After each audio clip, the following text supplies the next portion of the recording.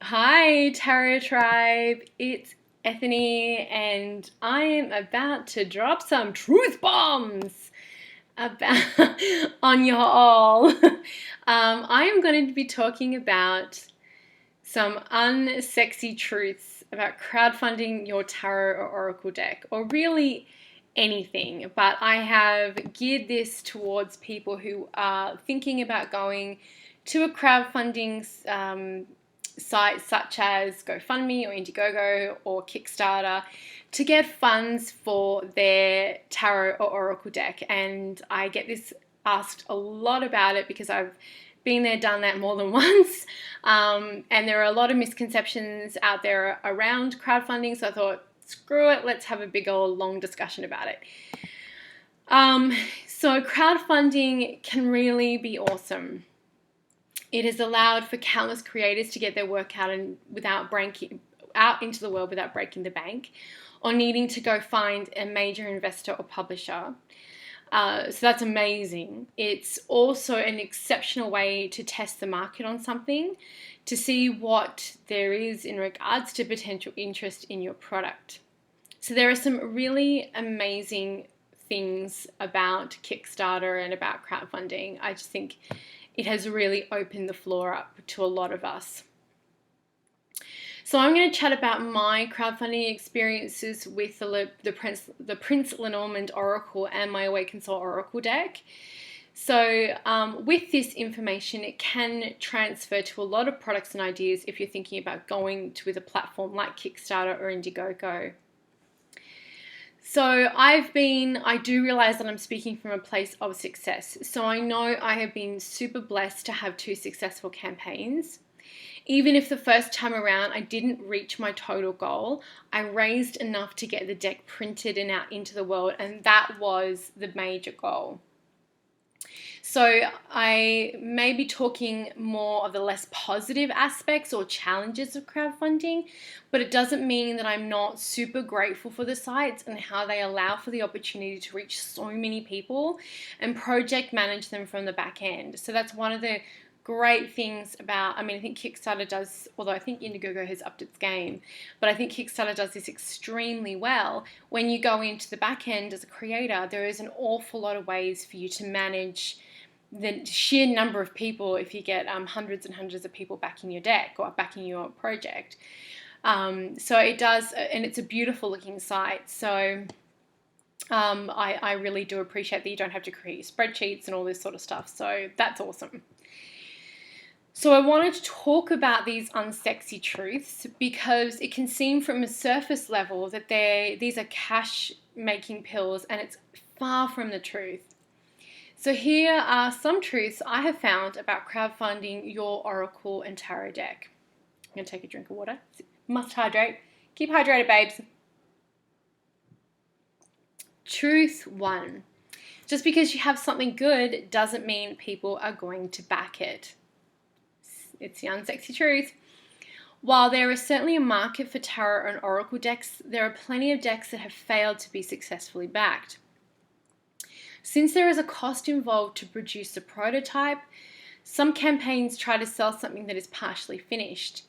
You will find that more people will be interested if the product is finished or is due right near the end of the project, physical and fully realized. Your track record is going to come into play here. If you're relatively unknown in the community, people may feel less confident giving you their money. I know for a certain number of people in the tarot community that will not back any crowdfunding campaign, no matter who is running it, after being burnt in the past by people who have never delivered after their successful campaigns or who have had friends who've been burnt. So you might have the most amazing deck in the entire universe, but it still doesn't mean that you're going to automatically get it backed. And I'm sure the same thing can be said for things like tabletop games and other things that seem to do very well on crowdfunding. Unsexy truth 2, the time it takes to run a successful campaign is much more than you think. There is so much time dedicated to a Kickstarter campaign outside of producing the product, which is already a monumental task in itself, because that is what passive income is. It's not really passive. You have to dump all the work into writing the book and doing the deck and all that kind of stuff. So before the campaign, you've got the product to get done, test printing, researching printers, getting quotes, researching shipping expenses, and making a kick-ass campaign page and video, not to mention generating pre-campaign buzz. So that is a ton of work in of itself. During the campaign, there are updates and promotion that needs to be done every day. After the campaign, there is communication with your backers with updates, logistics, and then shipping as well. So there's an awful lot of work after. Shipping for me, for example, with the Awaken Soul Oracle deck, I hired someone for a whole week, full time. We worked until 6 o'clock every day, and it took us a whole week. And I had already done a lot of the work beforehand. It would have taken us 2 if I hadn't done all that work beforehand.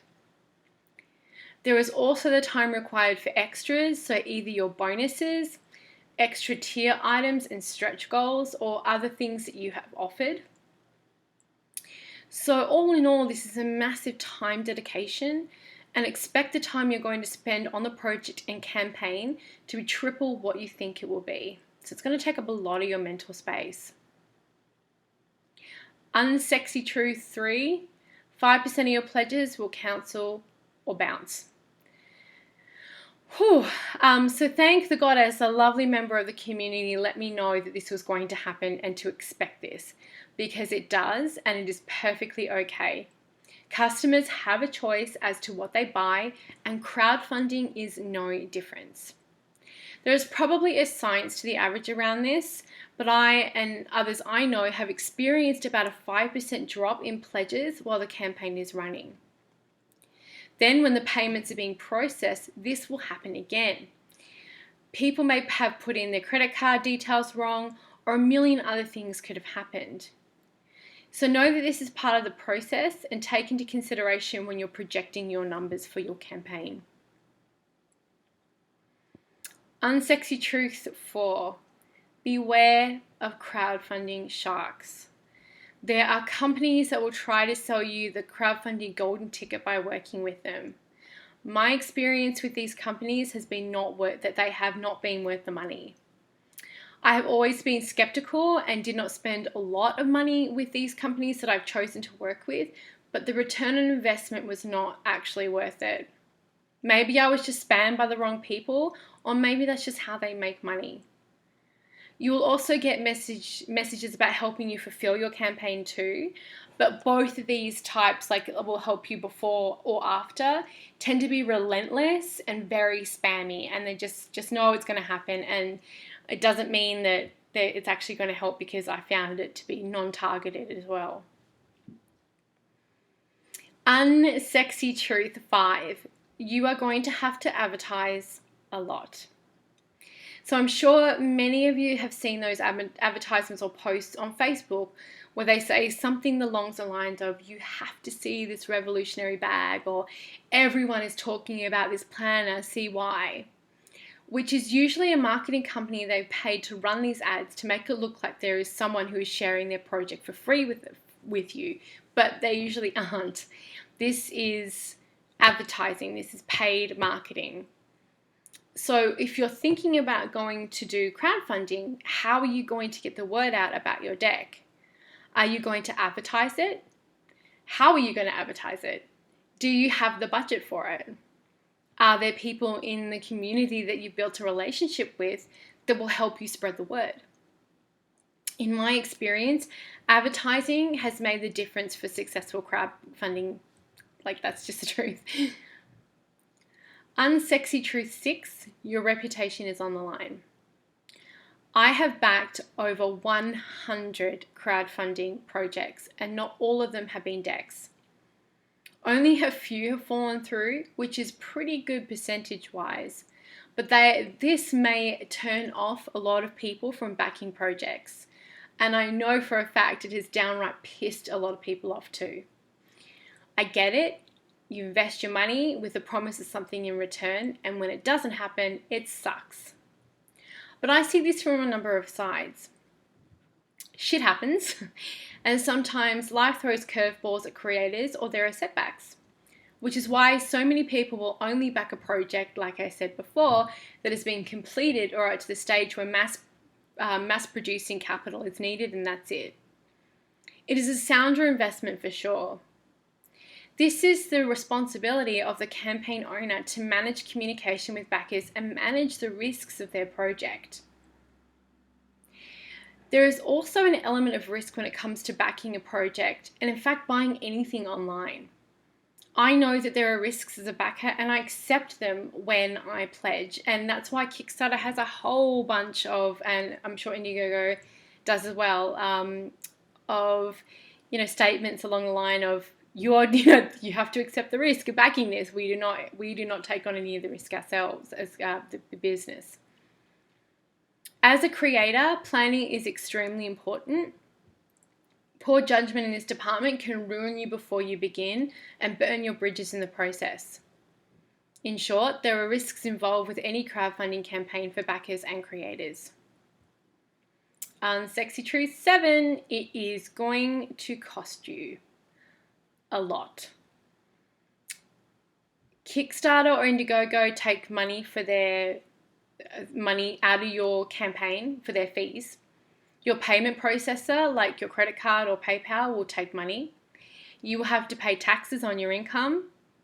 You may have to pay import taxes when your decks arrive, or you may have to pay like a GST or a sales tax.